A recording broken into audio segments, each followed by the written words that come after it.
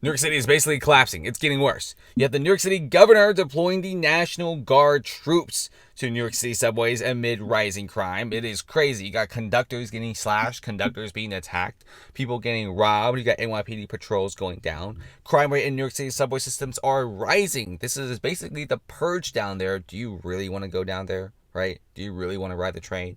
When I go to New York City, I basically avoid the subway stations, especially some of the boroughs. The subways are super sketch. And it's frankly pretty dangerous. This is not exactly the best place to be. I mean, New York City subways compared to other subway systems around the world, from Shanghai to Tokyo to Singapore, this is honestly one of the freakiest subway stations I've ever seen.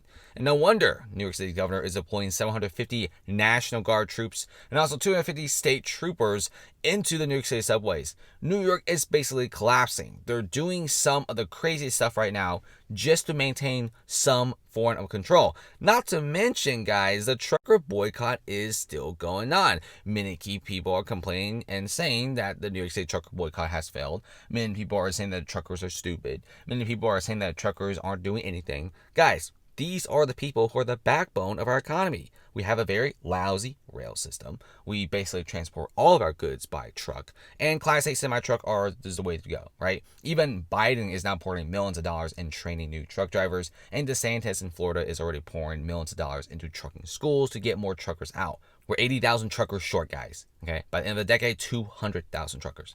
This trucker is saying that many people are refusing loads from New York to New Jersey. Many people are refusing to go to New York City. It's from the tolls to the NYPD taxing them and the heavy pricing. It's very expensive to go to New York City, even if you're not a trucker. From speed traps, from cops, from the cameras that are going to ticket you, and the tolls.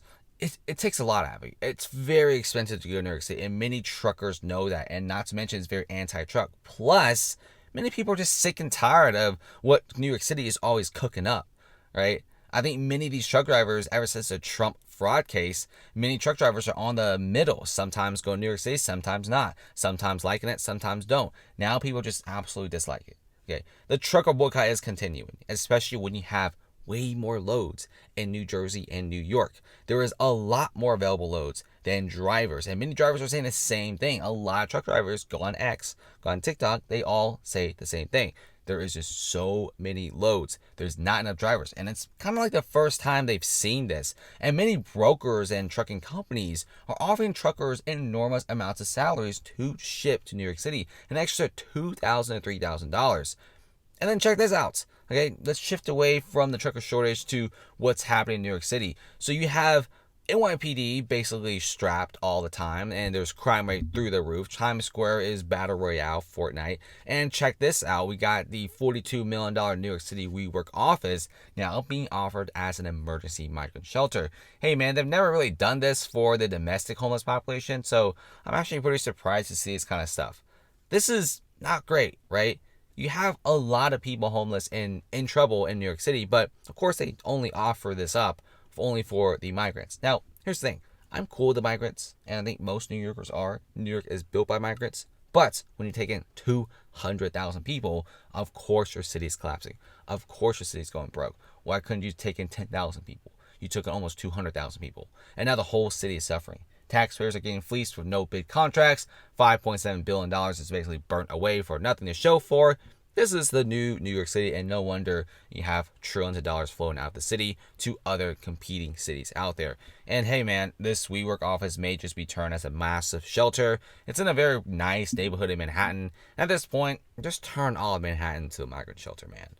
And many counties are just not really into this kind of stuff. Okay, just 5 of New York's 62 counties are accepting migrants through the state's migrant relocation program, which pays a year's rent to any migrant family that moves out of New York City. Many city councils and county councils are just not happening, right? Also, very small local governments are like, no, we're not doing this. Like, we seriously are just done. You ask for it, you're a sanctuary city, New York City, and we're not. This is happening in Denver as well, with many suburban neighborhoods not opting in to become a sanctuary city, even though Denver literally has the highest migrant per capita. They're going broke, and migrants are sleeping on the streets. They can't even afford shelters for them. Yeah, this is getting kind of dirty. New York is basically super chaotic right now. I mean, there's protests every day, and with the protests, you got a migrant crisis. With the migrant crisis, you got very high crime, shoplifting. Then you got New York City subway stations looking like something out of like a movie. This is just not looking great for New York City. Oh, and the trucker boycott. You got officers already wearing helmets and carrying batons. They're stationed inside the New York City subway entrance in Union Square Park. During the last protest, protesters took the subway downtown.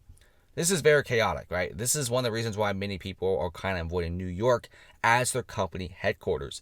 It's just unsafe. And by the way, guys, it's 2024. Do you have to be in New York City? Absolutely not. There are several other amazing cities in the U.S. to choose from. From the Texas place to the Nevada to Florida to Tennessee, there's a lot of cities out there they could choose from.